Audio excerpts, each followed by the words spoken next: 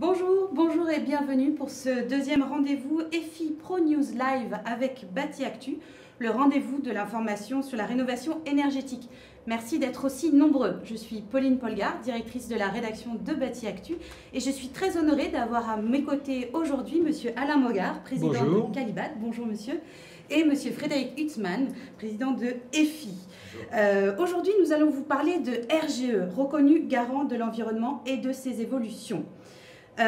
Avec ce rendez-vous, vous le savez, nous souhaitons vous offrir un moment pour faire le point sur l'actualité de ce marché incontournable qu'est la rénovation énergétique avec l'aide de nos experts pour en comprendre les enjeux et pour vous accompagner et générer de l'activité pour votre entreprise. Mise en place en 2014, la qualification reconnu garant de l'environnement, RGE, donc, évolue en 2021. C'est une information importante pour vous, professionnels de la rénovation énergétique, car de son obtention peut dépendre le bénéfice d'aide à la réalisation de travaux. Vous l'avez pu le lire sur Bâti Actu, une nouvelle nomenclature est notamment applicable depuis le 1er janvier et les contrôles sont renforcés.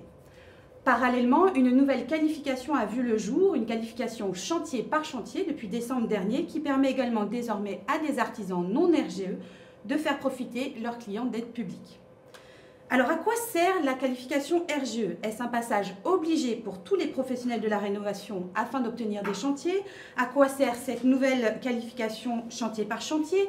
Quel est son but? Quelles sont les nouveautés? Comment vont se passer les nouveaux contrôles? Quels sont l'impact de ces évolutions pour les professionnels? C'est ce que nous allons voir aujourd'hui. Toutes ces questions qui font votre quotidien, nous allons les aborder tout au long de notre webinaire. Donc nous ferons le point sur l'actualité, les nouveautés, avec des cas concrets et bien sûr des points de vigilance seront également abordés. Les règles du jeu, vous le savez, vos micros sont coupés ainsi que vos caméras. Le chat est en revanche ouvert. Bien évidemment, n'hésitez pas à laisser encore des questions. Nous allons tout au long de ce webinaire répondre à l'ensemble des questions que vous nous avez posées en amont. Vous avez été très nombreux d'ailleurs à le faire. Et bien sûr, nous en reprendrons également en fin de session des questions que vous avez posées en amont. Mais ne vous inquiétez pas, toute question posée trouvera sa réponse également grâce au lien qui vous sera envoyé quand vous aurez le replay avec l'ensemble des documents. Mais commençons tout de suite par du concret. Revenons rapidement sur ce qu'est le RGE et sa genèse. Avec vous, Monsieur Mogard, merci encore d'être avec nous aujourd'hui. Est-ce que vous pouvez nous dire justement d'où vient le RGE et pourquoi il a été mis en place? Écoutez, c'est assez simple. L'État a depuis maintenant une bonne dizaine d'années décidé de mettre le paquet sur la rénovation énergétique des bâtiments, parce que c'est essentiel pour la crise climatique. Et il a tenu un raisonnement qui me paraît tout à fait logique. Il faut que les travaux soient bien faits. Donc comment vérifier que les travaux sont bien faits? Ils doivent être faits par des entreprises de qualité. Voilà, c'est une idée simple. Il vaut mieux que la qualité des entreprises ne soit pas autoproclamée, mais qu'on vérifie la qualité des entreprises. C'est l'idée de la qualification. D'où la qualification RGE, reconnu garant de l'environnement. Donc on encourage la rénovation énergétique et en même temps on embarque l'ensemble des professionnels sur de cette qualité. voie. De qualité, bien sûr, des professionnels de qualité. Alors, on va commencer par un petit ping-pong de petites questions concrètes sur le RGE. Et pour commencer, d'abord, forcément, à qui s'adresse le RGE? Tout le monde ne peut pas l'avoir. Bon, mais d'abord, le RGE, c'est des entreprises. Hein. Ce n'est pas les architectes, ce n'est pas la maîtrise d'ouvrage, c'est les entreprises. Ensuite, tout le monde ne peut pas l'avoir. Ben oui, parce qu'il faut prouver qu'on est compétent dans son métier. Donc on a un métier, on va prouver qu'on a cette compétence et on va déposer un dossier auprès d'organismes qualificateurs. Il y en a 3. Il y a Calibat, je le cite en premier parce que c'est le plus gros, qui fait toute la gamme, sauf les électriciens. Il y a Quali-ENR, c'est toutes les ENR, et Qualifelec, qui est pour les électriciens. Voilà. Donc je crois qu'en 2020, on a presque 60 000 entreprises qui sont qualifiées RGE. Alors, oui, je vous coupe là parce que c'est important. Je vous en prie. Alors, l'ordre de grandeur, c'est 60 000 entreprises RGE. Mais une entreprise RGE peut l'être pour plusieurs domaines à la fois. Donc, si vous êtes particulier et si vous tapez, on va y revenir sur le site FAIRE du ministère qui dit la liste officielle des entreprises RGE, vous prenez le domaine dans lequel vous faites les travaux, vous tapez, vous avez le nombre d'entreprises, et si vous prenez tous les domaines qui sont Là, ça ne fait pas 60 000, ça fait 130 ou 140 000. Ah oui, c'est une parce que, non, mais c'est important, parce que le choix est plus que 60 000 entreprises. Et l'autre idée aussi, enfin l'autre information, c'est que ça représente à peu près 700 000 ouvriers, presque la moitié des forces de travail. On estime à 1,4 million l'ensemble des employés, enfin on compte les patrons aussi des entreprises artisanales et grandes entreprises de bâtiments. Donc c'est la moitié. Donc c'est une offre importante. C'est une offre importante, mais alors après, la question qui intéresse aussi les entreprises qui nous écoutent, c'est comment est-ce qu'on devient RGE? Est-ce que c'est difficile? Quel processus? Comment ça se passe? Je vous appelle? Vous nous appelez, vous connaissez les 3 organismes qualificateurs, et bien à ce moment-là, selon vos domaines, vous adressez à l'organisme qualificateur. Qu'est-ce qu'il va faire? Il va instruire un dossier, voilà, un dossier qui vous donne, si vous le réussissez, s'il est complet, s'il répond à tout ce qu'on demande, une qualification pour 4 ans. 4 ans. Je vois marqué 2 ans sur le slide. 2 ans, c'est dans le cas de figure des entreprises qui sont nouvelles et qui ont une qualification probatoire. Quand vous voulez monter votre entreprise, vous avez le droit, si vous avez des gens formés et si vous avez les outils pour faire la qualification, eh bien, on vous donne une qualification probatoire qui dure que 2 ans, c'est normal. On va vérifier que vous êtes au niveau. Voilà. Donc, la qualification, c'est 4 ans. Et justement, concrètement, donc, pour qu'une entreprise devienne RGE, ça se passe comment? Donc, je crois qu'il faut qu'elle ait au moins 3 chantiers de référence, c'est ça? Et développer. Donc, ça. Du coup, il faut un référent. Tout le monde doit passer par une formation. Comment ça se passe? Alors, d'abord, il faut que ce soit une entreprise qui soit en règle avec l'URSSAF. Voilà, l'assurance, j'imagine. Ah, l'assurance, très important. L'assurance, on vérifie qu'elle est bien assurée pour les travaux qu'elle fait chez vous. Ce n'est pas toujours évident. On a d'ailleurs le taux de sinistralité au passage. C'est important de savoir si elle a beaucoup de sinistres ou pas. Ensuite, on a surtout des informations aussi techniques. Elle doit nous donner une liste de références et on analyse 3 références. C'est-à-dire qu'on appelle les clients. Trois chantiers sont analysés par écrit. On nous donne des photos, on nous dit comment ça a été fait, etc. Et une commission se réunit, une commission qui rassemble moitié spécialistes d'entreprise, moitié maître d'ouvrage, architecte, bureau d'études.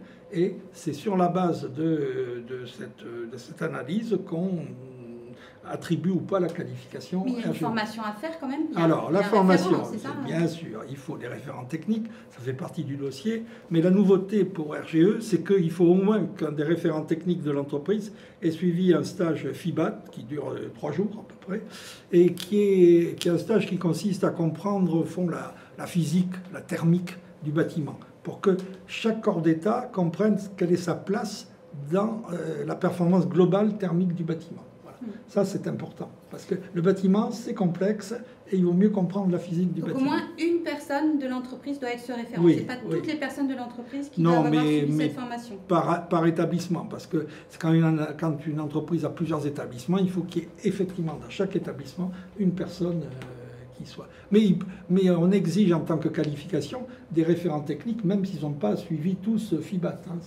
D'accord. Et du coup, ce référent-là, il doit être systématiquement là à chaque chaque travaux? Il n'est pas sur les chantiers, mais il doit les connaître tous. Et quand on va faire un audit, parce qu'il faut le dire tout de suite, après votre qualification, quand l'entreprise est qualifiée, dans les 24 mois, on va faire un audit fait par un auditeur qui est un vrai professionnel, un spécialiste du métier. Et à ce moment-là, il faut que le référent soit là. Alors, une question quand même importante. Au moment de l'audit. Bien sûr, donc une question importante, le coût, parce que voilà, les professionnels ils disent ah, c'est sympa, mais les qualifications, ça me coûte cher. Bon, alors ça coûte cher, donc je vais donner le prix pour une entreprise de 1 à 5 salariés, qui est, c'est pour ces entreprises-là qu'on dit que c'est cher. Il y a le coût du dossier, du dépôt du dossier, l'analyse du dossier. Il y a le coût parce qu'on vérifie chaque année que l'entreprise est en règle, si je puis dire, avec l'assurance, avec les règles du jeu général, la caisse de congés payés du BTP, etc. Et il y a aussi le coût de l'audit. Et ça fait en moyenne 210 € répartis sur 4 ans. Voilà. Donc, 210 € par an. C'est ça. Alors, je fais la multiplication, ça fait 800... moi, je ne l'accompagne pas sur les maths, je suis nulle. Ça fait 840. et 840. Donc c'est 210 € par an pour une entreprise de 1 à 5 salariés. Voilà. Sur 4 ans. Voilà. Donc pendant 4 ans. Et pour celle qui est de 5 à 10, ça fait pas beaucoup plus, c'est 250 ou 260.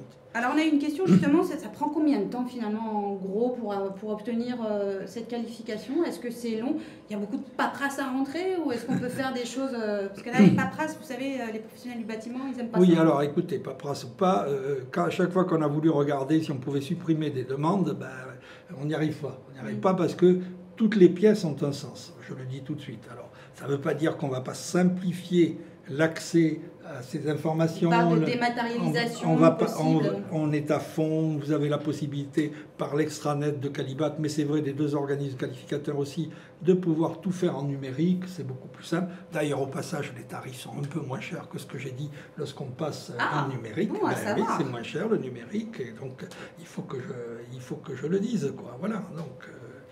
très bien. Alors peut-être une dernière, deux petites questions encore qui nous restent, qu'on nous a posées aussi en amont de ce webinaire. Donc je ne suis pas RGE, mais bon, j'ai la possibilité d'avoir de ces travaux-là. Est-ce que je peux avoir recours à la sous-traitance? Bon, alors attendez, du calme là-dessus. Alors, si vous n'êtes pas entreprise RGE, vous ne pouvez pas faire bénéficier vos clients des aides. Par contre, si vous pouvez demander à une autre entreprise RGE de faire les travaux à votre place. Vous pouvez sous-traiter à une autre entreprise RGE. Mais ce n'est pas ça le vrai sujet. Le vrai sujet, c'est quand vous êtes entreprise RGE, on vérifie que vous n'êtes pas une fausse entreprise qui ferait que sous-traiter. Donc on donne un maximum de sous-traitance de 30%. D'accord. Bon, dans certains endroits, dans certaines conditions, ça peut monter à 50%, mais la règle, c'est il n'y a pas plus de 30% de sous-traitance. Donc c'est une vraie entreprise. Ce n'est pas une entreprise bidon. Très bien. Alors une dernière question, mais très rapide également. La différence entre qualification et RGE et certification. J'ai compris qu'il y a la qualification, c'est pour l'entreprise, et la certification, c'est l'offre globale, c'est ça? Ah, là vous posez une question déjà un peu plus compliquée. On va voir. D'abord, le gros RGE, c'est une qualification. Voilà. Alors, pour l'offre globale, il y a deux systèmes. Ou bien vous êtes une entreprise de bâtiment qui fait les travaux, mais pas tous les travaux, mais vous pouvez sous-traiter à d'autres entreprises RGE la totalité des travaux, et vous avez une qualification d'offre globale. Voilà. Et puis il y a un autre système, qui est un système où il y a une sorte de délégataire et signataire des travaux, qui ne fait pas qui sous-traite les travaux, Et dans ce cas-là, vous pouvez être, en montrant comment vous y procédez, etc., vous avez une certification qui s'appelle aussi offre globale. Alors dans le futur, les pouvoirs publics vont essayer de simplifier, mais grosso modo, il y a les deux moyens d'y arriver. Soit vous êtes une sorte de signataire qui signe pour toutes les autres entreprises, mais vous n'êtes pas entreprise, soit vous êtes vous-même entreprise. À ce moment-là, on pourrait parler d'une entreprise générale de rénovation énergétique. Merci beaucoup. Alors voilà, l'idée c'était de poser un peu notre sujet. On reviendra bien sûr très rapidement sur les nouveautés dans quelques minutes, mais je voulais m'adresser d'abord à Monsieur Huttman. EFI, je crois, vous avez 12 ans maintenant d'existence. Votre métier, c'est de mettre en relation des particuliers en phase de travaux avec des professionnels. Du coup, vous avez vu la mise en place de cette nouvelle qualification. Donc, comment est-ce que c'est perçu par les professionnels? Comment c'est perçu par les particuliers? Par les professionnels, d'abord, peut-être présentez-nous quand même un petit peu EFI. Alors, merci. Alors, effectivement, EFI a 12 ans d'histoire. On a fait beaucoup de choses au cours de ces 12 années. Et si je devais expliquer ce que fait aujourd'hui EFI, notre métier, en fait, c'est d'identifier, notamment sur Internet, des gens qui se posent des questions, qui réfléchissent à un projet de rénovation énergétique. Ces gens, il y a beaucoup de curieux sur Internet, on le sait bien. Et donc, une partie de notre travail, en fait, c'est de les renseigner de manière à les orienter dans leur parcours de rénovation et de sélectionner les gens qui sont effectivement vraiment sérieusement renseignés et qui ont envie de passer à l'acte, et puis ceux qui sont juste en phase très amont de réflexion. Et ces gens qui ont envie ensuite de s'engager dans un parcours de rénovation, notre métier, c'est de les amener jusqu'au bout de leur parcours de rénovation le plus facilement possible, et avec des professionnels du bâtiment dans les territoires, des entreprises locales qui sont nos partenaires, plus de 2000 partenaires aujourd'hui en France. Et EFI, c'est 250 personnes à Paris. Et nos partenaires sont évidemment dans les territoires. C'est eux qui réalisent les travaux. Nous ne réalisons pas de travaux. Mais notre métier, ensemble, avec ces partenaires, c'est d'amener le particulier jusqu'au bout et de ne pas le perdre, entre guillemets, en cours de route. Et c'est notre enjeu collectif, parce que la rénovation énergétique, c'est quelque chose qui est compliqué pour les particuliers. On y reviendra sûrement. Et donc, il y en a beaucoup qui, finalement, s'arrêtent en cours de route pour des bonnes et des mauvaises raisons. Et malheureusement, souvent des mauvaises. Et en travaillant avec les professionnels, on essaye de les amener jusqu'au bout. Et justement, donc vous les accompagnez, ces professionnels, aussi dans toutes les évolutions de réglementation, etc., certification, pour les tirer vers le haut, les former. Et quelle image ils avaient du RGE, justement? Alors, effectivement, on a vu la naissance du RGE qui s'appelait reconnu Grenelle de l'environnement. Oui, parce qu'à l'époque, c'était le Grenelle. C'était un autre RGE. Et dès le début, on a trouvé qu'il y avait quelque chose de très intéressant dans cette idée de donner un signe de qualité, quelque chose qui soit lisible par des particuliers, de manière à essayer de trier le bon grain de livret. On a mis en place d'ailleurs à l'époque, dès 2014, un compte épargne RGE, donc entre guillemets, on venait créditer un peu d'argent au fur et à mesure du temps, de manière à inciter les entreprises et financer notamment les frais de qualification. On avait monté tout un programme de manière à aider les entreprises à acquérir quelque part leur première qualification RGE. Et on pense que c'est un élément important de manière à rassurer les particuliers et à permettre de faire une différence entre les bons et les moins bons professionnels. Et du coup, ils se sont appropriés facilement, ou est-ce que ça restait compliqué pour eux, peut-être? Alors ça a mis du temps, c'est une bonne question. Alors, pour vous donner quelques chiffres, mais c'est vrai qu'on a sur l'ensemble de nos sites l'année dernière, en 2020, plus de 20 millions de visites, plus de 5 millions de visiteurs uniques quand on essaie de dédoublonner les visites entre les sites, 5 millions de visiteurs uniques, ce qui montre qu'il y a un intérêt collectif de la société qui est très important pour les travaux de rénovation énergétique. Parce que quand vous venez sur les sites du groupe EFI, c'est que vous posez des questions sur les chaudières, vous voulez engager des travaux. Donc 5 millions de personnes qui se sont renseignées, et 700 000 demandes d'informations.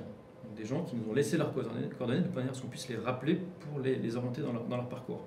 Et on a senti, effectivement, au fil du temps, une prise de conscience et une compréhension qui est beaucoup plus importante aujourd'hui. Les gens qui sont intentionnistes, ils ont entendu parler du RGE, donc ils nous en parlent spontanément au téléphone, donc maintenant c'est quelque chose qu'ils connaissent. Cela dit, il y a aussi des difficultés. Ils parlent du RGE, mais c'est vrai que le RGE c'est compliqué. Il n'y a pas un RGE, il y a des RGE, il y a des dates de validité, plein de choses dont on va sûrement parler. Et donc c'est quelque chose qu'ils connaissent comme signe de qualité, mais dont ils ne maîtrisent pas toutes les subtilités. Et du côté des professionnels, c'est vrai, on le voit aussi sur Bâti Actu par rapport au retour qu'on pouvait avoir. C'est vrai que ça a été un peu toujours compliqué, on ne sait pas, c'est de la paperasse, etc. etc. Et justement, je vais justement vous donner la parole, Monsieur Mogard. On a beaucoup parlé de la confiance aussi dans la qualification RGE. Elle a été décriée par certains ces dernières années pour sa complexité, je le disais, mais aussi détournée par d'autres. C'est pourquoi le dispositif a été retravaillé à partir de 2019 et jusqu'en juin 2020, dans le cadre d'une concertation réunissant tous les acteurs tous les acteurs de la profession, et plusieurs évolutions ont été faites, notamment sur la nomenclature des travaux et le renforcement des contrôles. Vous allez le voir au fur et à mesure, nous allons vous faire défiler des slides justement pour vous montrer un peu tout cela. Et avec Monsieur Mogard, justement, quel est l'objectif de cette réforme? Quelles sont ces dernières nouveautés qui ont été mises en place donc depuis cette année? Bon, écoutez, l'objectif de la réforme, c'est rendre encore plus performant, si je puis dire, la sélection, parce qu'il s'agit de sélection RGE des entreprises de bâtiments. Donc le dispositif, on peut l'appeler d'une réforme qui renforce, si je puis dire, la qualité de la qualification. Voilà, je vais être très clair. Alors première idée. On a précisé des catégories oui, les de travaux. domaines, là, il faudrait revenir sur les domaines précédents. La slide précédente. Oui. Vous voyez comme ça qu'on est bien en live. Hein. Voilà. Ah oui.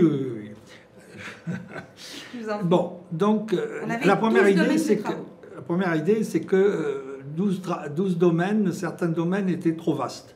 Notamment, il y avait un seul domaine pour l'isolation. Alors qu'on va y rentrer dans le détail, on va voir qu'il y a quand même plusieurs types d'isolation. Et donc, on passe de 12 à 19, non pas pour compliquer les choses, je le dis tout de suite, mais pour que chaque domaine corresponde mieux à un métier avec les règles de l'art de ce métier. Donc le passage de 12 à 19 domaines, c'est se rapprocher encore plus qu'avant des vrais métiers du bâtiment. Donc on identifie mieux les professionnels dont on a besoin et ça fiabilise aussi le dispositif en permettant d'avoir ces qualifications vraiment importantes. Voilà, là on donne deux exemples, deux slides qui arrivent. Enfin, le premier, c'est la division qu'il y a du côté de ce qu'on appelle le système, c'est le système actif. Voilà, système actif. Donc on fait la distinction entre les pompes à chaleur et le chauffe-eau thermodynamique. Le chauffe-eau thermodynamique, c'est une pompe à chaleur spéciale pour l'eau chaude sanitaire.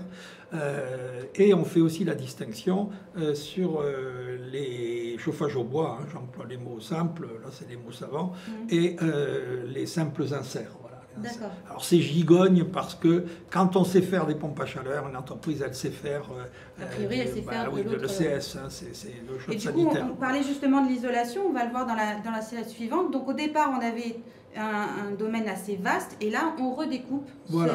Alors là, vous avez le découpage le plus important, l'ITI, c'est-à-dire l'isolation thermique par l'intérieur. Avec les rampants de toiture, c'est la même idée. Oui, quand on fait de l'extérieur, c'est pas la même chose. Ensuite, vous avez justement l'extérieur, l'ITE, l'isolation thermique par l'extérieur. Et puis, on a aussi fait quelque chose de spécial pour les planchers sur local non chauffé. C'est les planchers sous plafond, juste au-dessus des garages, etc., etc. Donc, c'est trois spécialités différentes. Voilà. Donc, on redéfinit un peu tous ces domaines de travaux. Également, on renforce les contrôles parce qu'on se dit que dans certaines catégories, il faut avoir un peu plus l'œil sur ce qui se passe, c'est ça? Très bien, c'est tout à fait ça. Donc, j'essaye de comprendre. Donc la réforme est plus claire qu'on veut bien le dire, puisque... moi j'ai un peu... non, mais j'avoue, vous me l'avez un petit peu expliqué. Donc bon, allez, on va renforcer. Expliquons-le à nos professionnels. Première idée, les domaines sont mieux définis qu'avant.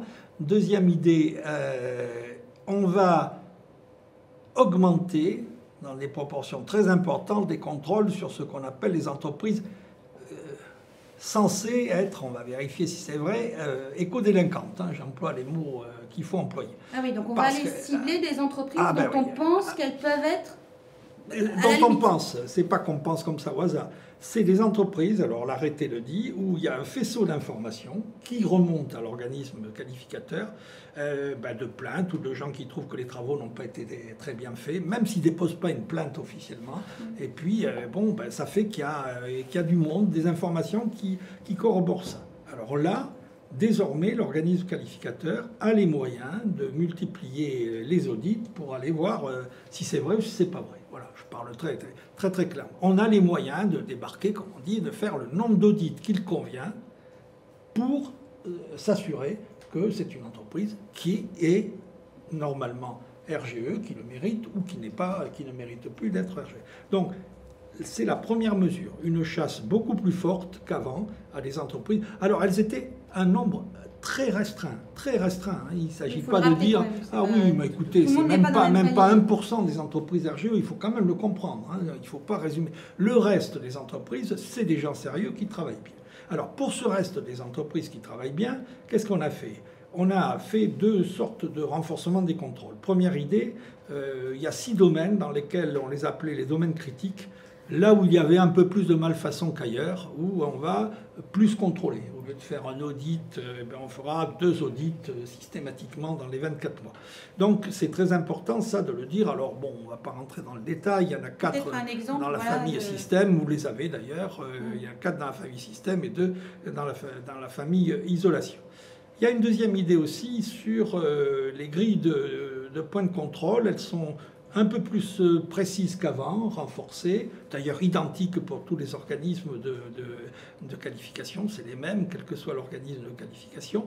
Et puis, il y a cette idée d'écart majeur et d'audit supplémentaire. L'audit, on fait l'audit, c'est un auditeur, comme je l'ai dit, qui est un spécialiste. Et quand il constate des écarts majeurs, évidemment, il les fait supprimer, ça c'est normal, parce qu'il n'y a pas de raison que le client subisse un écart majeur, mais surtout, il dit, il faut aller voir, on va faire d'autres audits.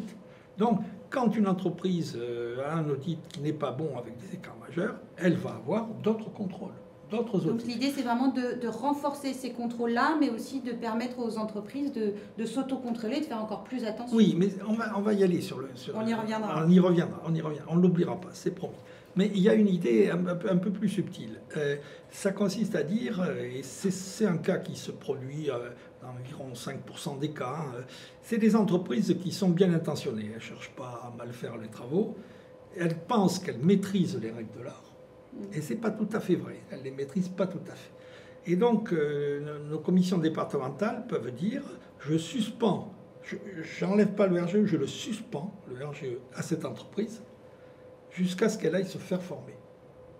C'est-à-dire que c'est l'élève, si je prends une comparaison d'éducation nationale, il n'est pas tout à fait, il n'a pas le bac, mais s'il a des trucs, un travail complémentaire, et s'il s'y met, ben, on lui redonnera le RGE. Ça, c'est une idée intéressante, c'est faire confiance aux entreprises, mais leur dire à celles qui en ont besoin que c'est une obligation de monter en compétence. Donc il faut bien voir que ce système de qualification, c'est une façon de travailler avec les entreprises sérieuses, c'est l'immense majorité, 98%, on sort les autres, et avec ces entreprises sérieuses, de faire monter en compétence ces entreprises. Je trouve que c'est très très important. Et alors il y a une autre idée importante, c'est que on va auditer, on va faire un audit aléatoire, voilà. Le but, c'est d'avoir un audit aléatoire au hasard sur tous les chantiers que fait l'entreprise. D'accord. Dans un premier temps, je le dis tout de suite, comme le système ne fonctionne pas tout à fait, on va demander qu'il nous donne 5 chantiers au lieu de 2. C'est ce qui est marqué sur le slide. Très bien. Mais écoutez, merci pour ce parcours de nouveautés. Un point important quand même, donc la mise en œuvre de ces nouveautés, c'est notamment au 1er janvier 2021. On a eu une question justement sur ce sujet du fait de la réforme. Si j'étais titulaire déjà d'un RGE dont la nomenclature ne change pas, vous nous confirmez qu'il n'a pas à le repasser. Oui, là, il n'y a rien. Mais en revanche, si la nomenclature change pour mon domaine de travaux, faut-il que je repasse mon RGE? Non. D'abord, le problème est traité, mais la question est pertinente.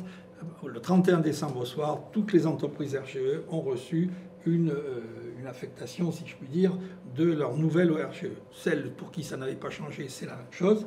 Pour d'autres, par exemple sur l'isolation, où on avait l'isolation, on avait tout, on est allé voir les références que nous avait données l'entreprise et on lui a attribué la partie d'isolation, le domaine d'isolation plus particulier qui correspond à ces références. S'il était plutôt ITI, isolation par l'intérieur, il est plutôt ITI. S'il était plutôt isolation par l'extérieur, il est plutôt... Mais cette entreprise à qui on a laissé qu'un domaine ou 2 domaines, lorsqu'il y avait suffisamment de références variées, elle peut nous dire, oui, mais moi je voudrais avoir d'autres domaines de l'isolation. Elle peut le faire. Il suffit de 2 choses, ou bien elle nous donne des références nouvelles dans ce domaine et on lui attribuera le RGE dans ce domaine, ou bien si elle ne les a pas, elle peut très bien nous dire, je veux une qualification probatoire, je me suis doté des moyens de faire ce type de travaux d'isolation, et j'ai recruté des gens qui savent le faire. Et donc avec elle a une période probatoire de 2 ans. Et voilà. Et après, le probatoire devient définitif, hein, a priori, si elle travaille bien. Si elle travaille bien, a priori... voilà. Donc, pas d'affolement. Si vous n'avez pas de démarche spéciale à faire, vous avez une qualification RGE qui a été... Et vous pouvez l'étendre si vous jugez qu'on l'a trop restreinte. Monsieur Hutzmann, justement, quel regard portez-vous sur cette réforme? Est-ce que pour vous, ça suffit à rétablir cette confiance en RGE que certains pouvaient avoir perdue? Alors, pour nous, il n'y a pas de débat. Tout ce qui va dans le sens du renforcement, de la solidification du RGE et de la chasse aux éco-délinquants, ça va dans le bon sens et il faut y aller. Merci. Après, est-ce que ce sera suffisant? On sait que c'est un ensemble de choses qui permettent notamment de chasser les éco-délinquants et sur lesquels je pense que l'ensemble des professionnels de la filière ont envie qu'ils soient beaucoup moins nombreux. Après, nous, ce qu'on constate, il y a quelque chose sur lequel on intervient qui est important, qui est l'explication des changements, typiquement de manière à expliquer aux professionnels les changements qui vont arriver, ceux qui viennent de se mettre en place, et d'essayer de leur simplifier la vie, parce que on sait que c'est pas évident de oui, suivre parce qu'on est tout dans ça. le quotidien de notre chantier, on n'a pas envie de Oui, penser à ce il y a qu'on a plein de déjà choses. fait Il notre... y a le RGE, mais il n'y a pas que le RGE. S'il y a que le RGE à suivre, mais il y a le RGE, il y a les aides. Donc ça fait partie de notre rôle que d'accompagner nos partenaires dans toutes les évolutions qui peuvent concerner leur activité dans la rénovation énergétique. Il y a un point qui reste un point, on en parlera peut-être tout à l'heure, mais qui est un point important selon nous, autour des dates d'application. Oui, des points de vigilance importants. C'est vrai que pour le professionnel, il est dans son chantier, il ne se rend pas forcément compte que finalement, sa qualification, hop, il y a des moments où il faut qu'elle soit active pour que les aides tombent, et c'est pas pareil pour chaque aide. Donc, et avec des débats qui ont été compliqués autour de... effectivement, tous les ans, il y a des documents à fournir, attestation d'assurance, par exemple. Et donc, qu'est-ce qui se passe si jamais je n'ai pas fourni mon attestation d'assurance? Du coup, en fait, ça peut créer des périodes de flottement qui ont été compliquées à gérer au niveau des aides. Donc, c'est pareil, ça fait partie de notre rôle que d'essayer de rendre ces difficultés les plus simples possibles.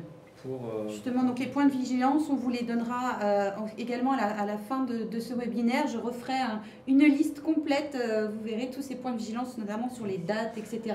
Un point sur lequel je voudrais revenir, c'est les contrôles. Parce oui. Effectivement, Alain mentionnait tout à l'heure beaucoup plus de contrôles renforcés. Alors je mets de côté les contrôles ciblés, effectivement, et l'action ciblée que vous pouvez avoir sur des faisceaux d'indices. Mais c'est vrai que pour beaucoup d'entreprises, un contrôle tous les 2 ans... ça peut être pas beaucoup, en fait, c'est perçu comme pas beaucoup. Et là, je pense qu'on a un rôle collectif, et nous, en tout cas, on l'a depuis 2013, qui est un rôle d'accompagner ou de compléter ces contrôles qui sont faits par les organismes de qualification, de manière aléatoire, mais finalement en nombre relativement limité. Mais ça se comprend parce qu'en même temps, c'est le coût de la qualification, parce que s'il fallait faire 10 contrôles, la qualification serait beaucoup plus chère. Et ça poserait des problèmes à des entreprises de taille limitée qui ne peuvent pas se payer, entre guillemets, ces qualifications en grand nombre. Et donc nous, typiquement EFI, on fait, financé par EFI, un certain nombre de contrôles complémentaires, aléatoires, jusqu'à 10% des chantiers, avec des bureaux de contrôle qui interviennent avec des référentiels qu'on espère pouvoir aligner bientôt sur ceux des organismes. La réponse est oui. La réponse est oui. Mais justement, Monsieur Mogart, sur ces référentiels, ces audits, puisque je sens qu'il y a quand même un sujet là-dessus, comment ça se passe? Est-ce qu'un professionnel, il peut avoir la grille des éléments qui vont lui être demandés lors de son contrôle? Absolument. Le professionnel est prévenu, l'entreprise est prévenue des points qui seront vérifiés par l'auditeur. C'est-à-dire que la grille d'audit est désormais, désormais c'était le cas avant, mais je le confirme, le professionnel est bien au courant. La nouveauté, c'est que ces grilles d'audit sont, lorsqu'il y a plusieurs organismes qualificateurs qui font le même job, ça sera le même évidemment, quel que soit l'organisme qualificateur. Et les pouvoirs publics approuvent ces grilles d'audit. Donc désormais, c'est après approbation des pouvoirs publics. Et donc, comme c'est public, pouvoir public, c'est public.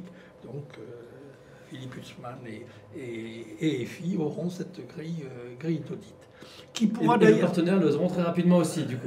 Comment? Et nos partenaires les auront aussi très rapidement. Oui, absolument. Tout le monde les aura.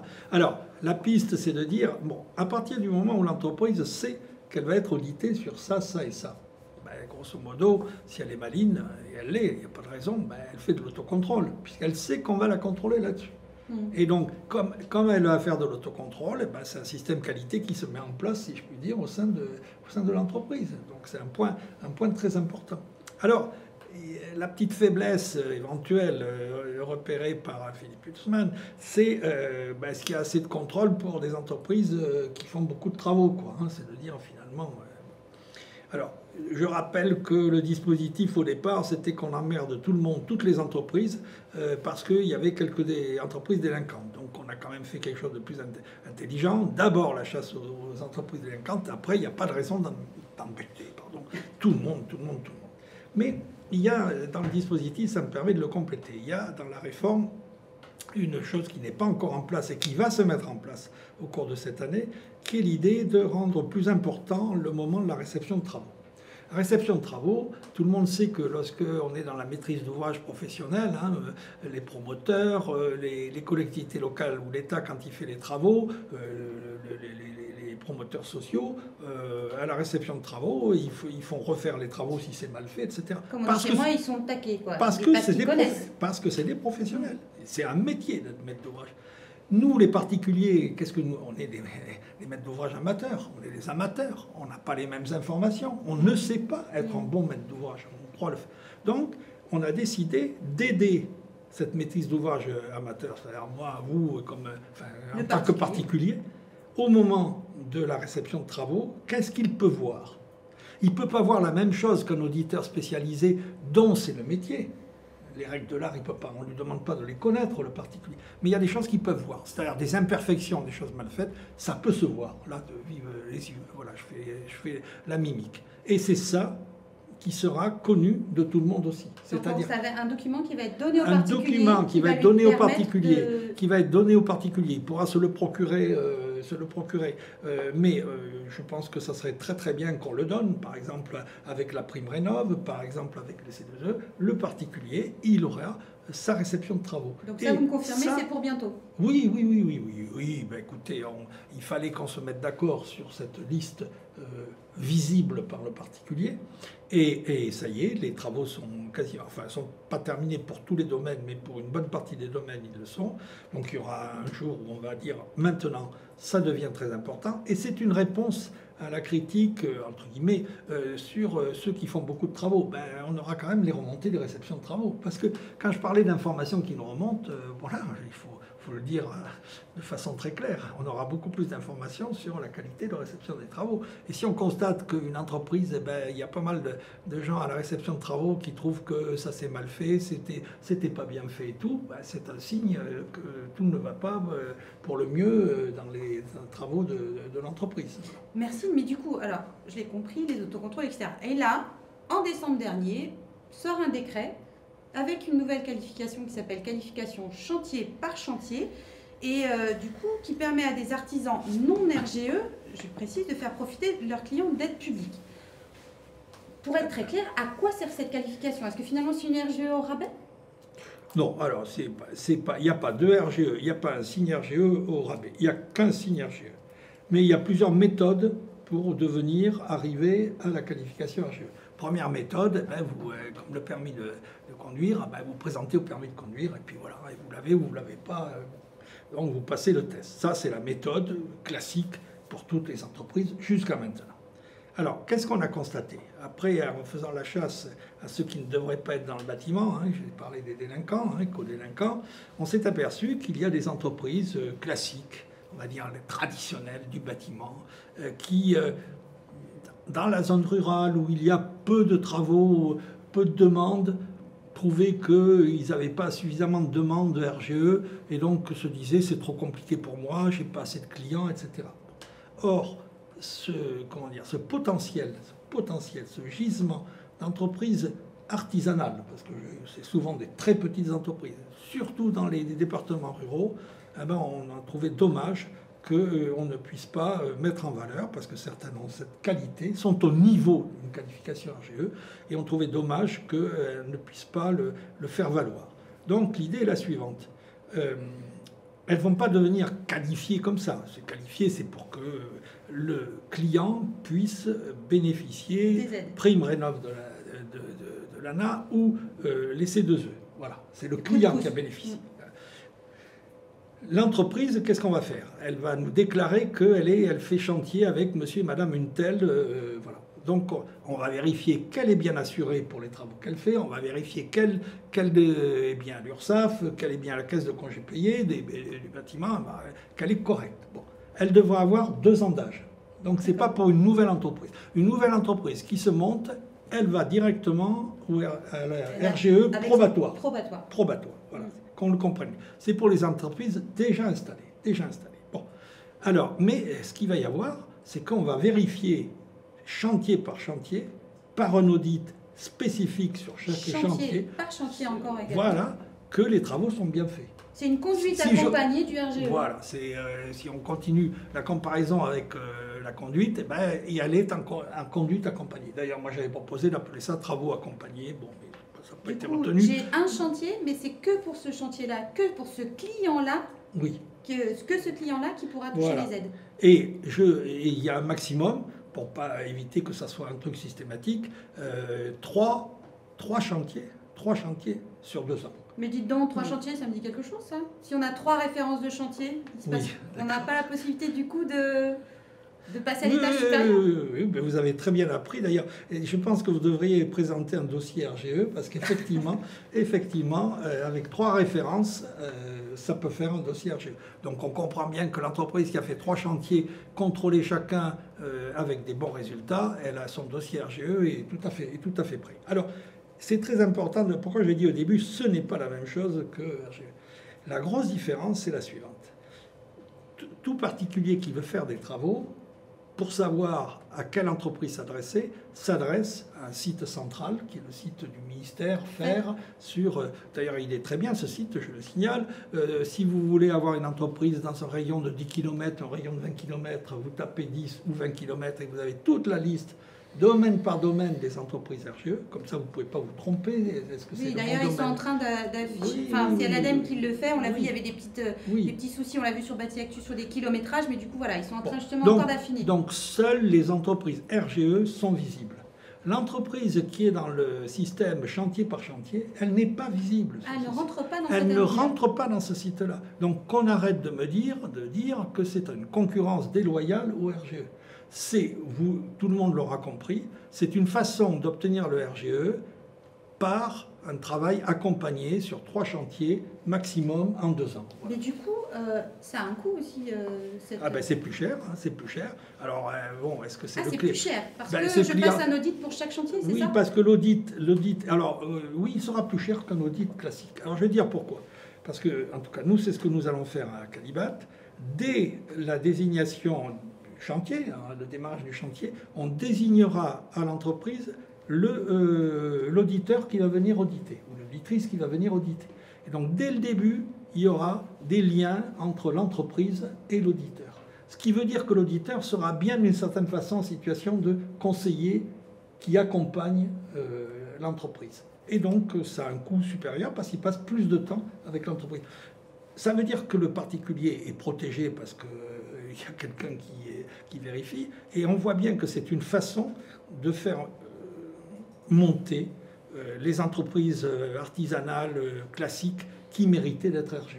Donc c'est ça qu'on est en train de faire. C'est-à-dire récupérer les bons élèves, un peu comme la Troisième République est allée récupérer les bons élèves au fin fond du monde rural. Et bien là c'est pareil, on va découvrir qu'il y a des entreprises qui travaillent très bien au fin fond du monde rural et qui méritent d'aller au collège ou d'avoir... ça vous rassure du coup, monsieur Hutzmann, de voir... Oui, moi je serais Philippe Hutzmann, alors là moi j'aurais confiance dans ces entreprises.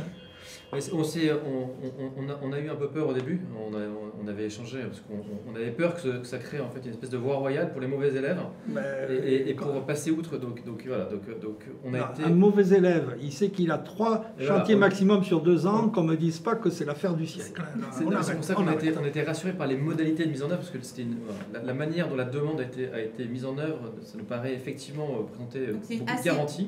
C'est bordé pour que ce soit... C'est bordé, il y a des garanties. Aux besoins et en même temps ne pas en créer de nouveaux problèmes. Et on comprend les aides aujourd'hui en France sont conditionnées au RGE.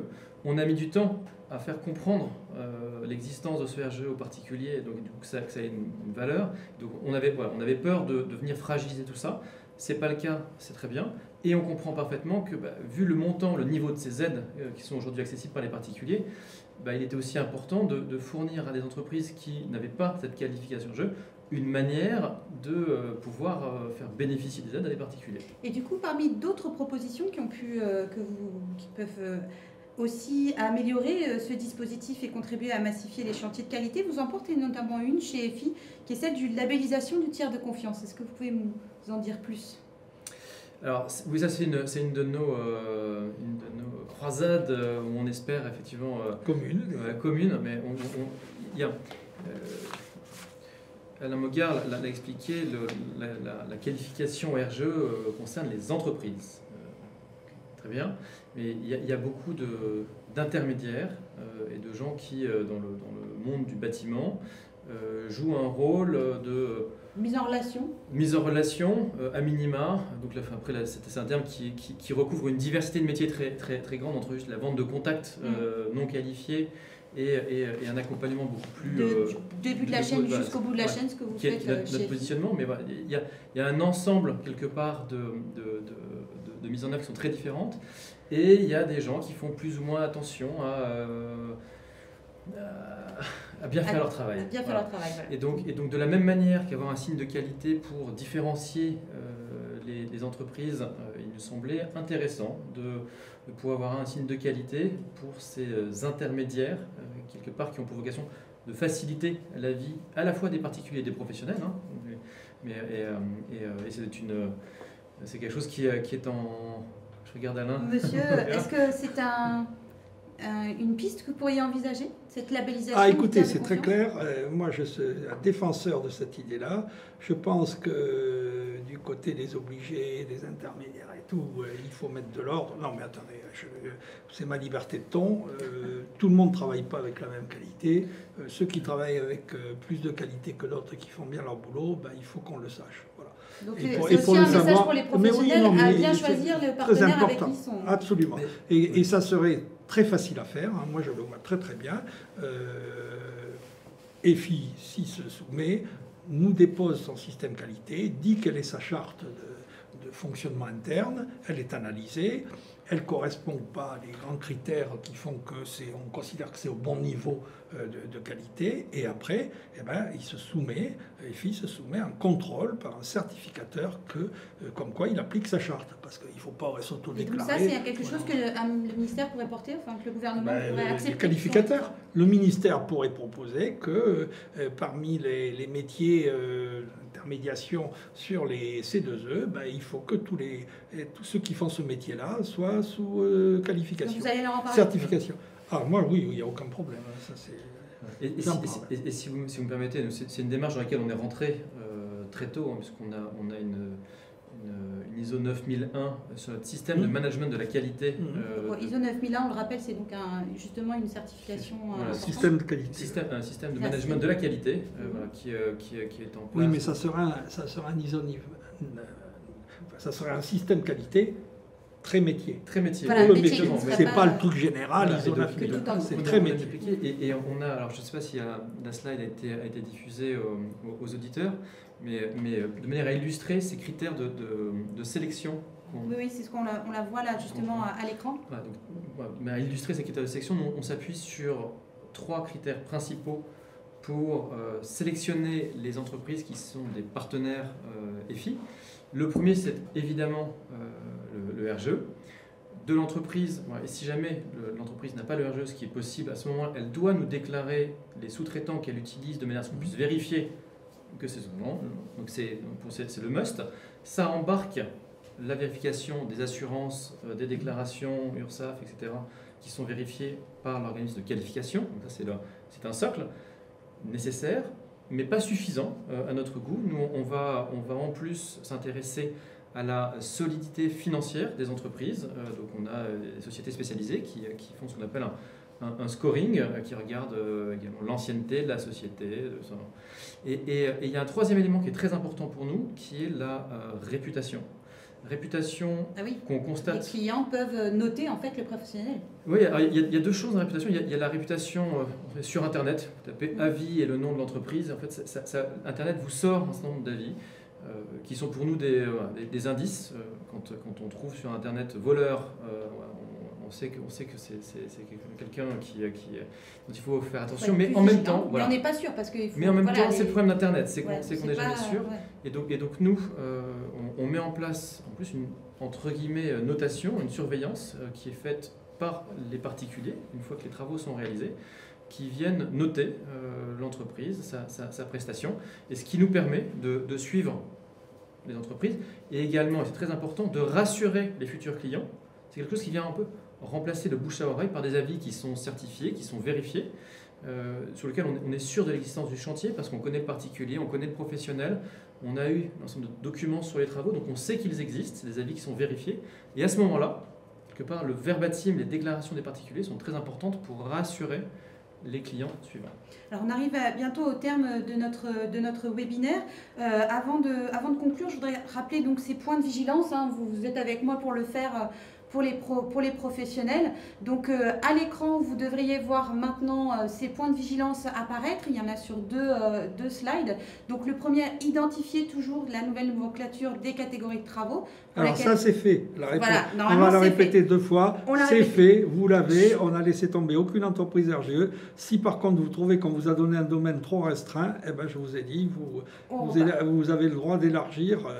Avec un dossier, d'élargir votre domaine. Voilà. Donc, choisis la bonne qualification, bien évidemment, pour les bons travaux. On pense bien à faire son renouvellement et effectivement, effectuer les autocontrôles. On l'a dit tout à l'heure. Donc, l'autocontrôle grâce à la grille d'audit qu'on aura et l'autocontrôle de ce que vont attendre les particuliers grâce à la fiche qu'on va la remettre. Également, donc on le voit sur la slide suivante, attention, les justifications RGE ne sont pas demandées au même moment en fonction des aides que le particulier va demander. Donc l'éco-PTZ, on va vérifier le RGE à la date de signature du formulaire correspondant au devis. Pour ce qui est de MPR, c'est MaPrimeRénov', vous l'aurez reconnu, on va vérifier à la date d'émission du devis et de la facture. Et enfin, pour ce qui est des primes, des C2E, pardon, donc des coups de pouce, hein, c'est ça, Monsieur Huttman, vous me confirmez, c'est bien la date de signature du devis. Donc voici pour ces points de vigilance, peut-être un dernier petit mot, où on va passer peut-être aussi aux questions et on conclura juste après. Donc les questions que vous avez pu nous poser, donc je vous rappelle, en amont, on a répondu beaucoup, on en a sélectionné encore quelques-unes, je crois. Me souvenir que la première, ça on va la voir. Ça, c'est la troisième réponse, déjà l'affaire est donc on est bien d'accord que le renouvellement est automatique. Non mais c'est très bien parce que tout le monde disait ça sera la révolution, là le passage à l'an 2000 ça va être merdique, c'est terminé. Donc il n'y a pas eu de bug, normalement tout le monde pourra avoir cette qualification. Une deuxième question. Ah oui, la distinction des RGE sur les autocollants officiels. On l'a tous vu, si vous êtes particulier derrière un camion, il y a un autocollant RGE, mais du coup, comment ça va se faire? On va écrire RGE isolation, chauffage. Un professionnel le saura, mais le particulier, comment il va faire? Alors, le fautif, si je puis dire, c'est Calibat, parce que Califelec, c'est l'électricité, Qualité-NR, il y a un truc pour chacun, Calipac, etc. Donc, bon, c'est Calibat. Calibat RGE. Ah, écoutez, oui, la question, je vais voir. Ce serait bien. Alors, attendez, oui, non, mais je vais voir, mais parce que... Vous aviez pas... On peut... Oui. Le particulier... Oui, mais quand même, c'est ça que je veux dire. Le particulier, il n'est pas induit en erreur. Il ne regarde pas forcément derrière le camion. Le particulier, oui, c'est ça. Il ne regarde pas l'arrière des camionnettes. Il n'y a pas que ça. Bon. Donc, il va sur le site du ministère, qui est mis à jour toutes les nuits. Donc, quand on a enlevé le RGE à une entreprise, eh ben, c'est le lendemain matin, c'est à jour. Non, mais c'est très important. Mettre à jour. Une entreprise qui vous dit j'ai été RGE ou je vais là de nouveau, etc. Je suis particulier, je regarde, je tape tout de suite pour voir si elle est dans la liste. Alors, un point important d'ailleurs, vous le disiez tout à l'heure, les particuliers sont de plus en plus informés, c'est qu'avant de choisir leur professionnel, ils font justement attention à ça, à vérifier aussi les signes de qualité, à aller voir si c'est pas sur une rénovation énergétique. Sur Calibat, ils peuvent aller voir ceux qui sont certifiés ou pas. Pareil, oui, bien sûr. Et s'ils cherchent vous le confirmez aussi, qu'ils sont quand même, ils font attention quand ils vont sur vos sites, ils savent que. Oui, mais en fait, ils ont entendu parler du RGE, mais c'est compliqué pour un particulier de comprendre ce que ça veut dire, les domaines de travaux. On rentre dans un jargon incompréhensible pour le particulier. Moi, je me rappelle au début de gens qui disaient, mais en fait, bien sûr que je suis qualifié, je suis Caligaz. Oui. Bon, et il y a plus de domaine. Je vous engage à faire des autocollants alors. En plus. Oui, non, mais ce qu'on pourrait faire sur le site, c'est avoir un truc qui parle. Là, on pourrait dire les travaux de la maison, je fais des travaux sur le toit et tout. Là, on pourrait. Non, mais on peut faire de l'ergonomie, on peut faire des progrès. Allez, on peut faire des progrès. Donc tout est toujours perfectible. Oui, mais parce que. Perfect. Oui, d'accord. Hein, on va rester là-dessus. Nobody is perfect, oui, c'est ça. Et enfin, pour terminer peut-être cette dernière question, alors oui, quelle est la prochaine évolution du RGE? Parce que c'est vrai, on a entendu, j'ai vu dans les questions des professionnels, alors vous êtes sympa, vous changez tous les matins, c'est compliqué, c'est de la paperasse. Alors c'est la dernière ou il y en aura d'autres? Bon, d'abord je vais faire sourire tout le monde. On s'est un peu inventé cette question. Non, mais parce qu'elle est sans doute réelle.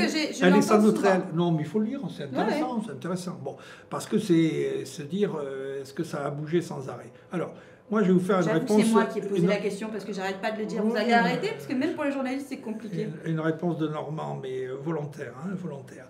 Écoutez, là, il y a eu une réforme. Je pense que le RGE va être plus solide qu'avant. Ça ne veut pas dire qu'il était mauvais, mais enfin, on s'améliore. C'est un domaine complexe, le bâtiment. On va avoir des techniques nouvelles qui arrivent, on va avoir des niveaux de performance. Maintenant, il va falloir passer le plus souvent au niveau APC, dans le DPE, etc. Moi, je pense qu'il se peut qu'on ait aussi des évolutions des règles de l'art et tout. Et à ce moment-là, c'est même vous, tout le monde, qui nous dirait, mais mettez à jour votre... Ce ne sera peut-être pas le process qui sera mis à jour, mais ce qu'on demande comme qualification. Oui, je pense que dans l'audit, le monde du bâtiment, dans la formation, le monde du bâtiment doit comprendre qu'il est un monde beaucoup plus moderne qu'il le pense. C'est pas un vieux monde, c'est dynamique, ça bouge, les performances. Il y a la fameuse réglementation environnementale 2020, enfin, il sera 2022 qui va arriver sur la construction neuve. Je peux vous dire que ça va, hein. Enfin, je fais ce geste-là, c'est très ambitieux, ça va être ambitieux. Les performances vont être super. Le bâtiment est un secteur où on améliore les performances. Hein. Bon, on n'est pas des ploucs dans le bâtiment. Donc les entreprises, il faut qu'elles se mettent dans la tête qu'elles sont dans un secteur dynamique. Et c'est pas normal que peut-être qu'on exigera qu'elles aillent se former lorsqu'il y aura des modifications techniques importantes. Et la dernière chose que je voudrais dire, que la prochaine évolution du RGE, moi je vais vous dire ma vision. Moi là, je pense que j'ai aussi une certaine sagesse. La rénovation énergétique du bâtiment, on n'en a pas pour 2 ans, 5 ans, on en a jusqu'en 2050 et même ça ne sera pas terminé en 2050. C'est l'affaire de tout ce siècle qui arrive. C'est le changement climatique, c'est très très important. Donc, merci parce que je pense que il faut faire vite. Finissez votre phrase quand même. Finissez votre phrase. Donc ça, c'est pour longtemps. C'est pour longtemps. Alors, je ne vois pas, et vous le comprenez pourquoi, les pouvoirs publics disent plus on aura de performances à atteindre en rénovation énergétique et moins on contrôlerait la qualité des travaux. On continuera à être sûr que les travaux sont de qualité. Et comme on l'a dit au début, pour que les travaux soient de qualité, il faut que les entreprises soient de qualité. Et il faut un critère objectif qui est la qualification. Donc, ceux qui se demandent est-ce que je me mets RGE, est-ce que je me mets pas RGE, j'ai envie de vous dire, c'est vite vu. Hein.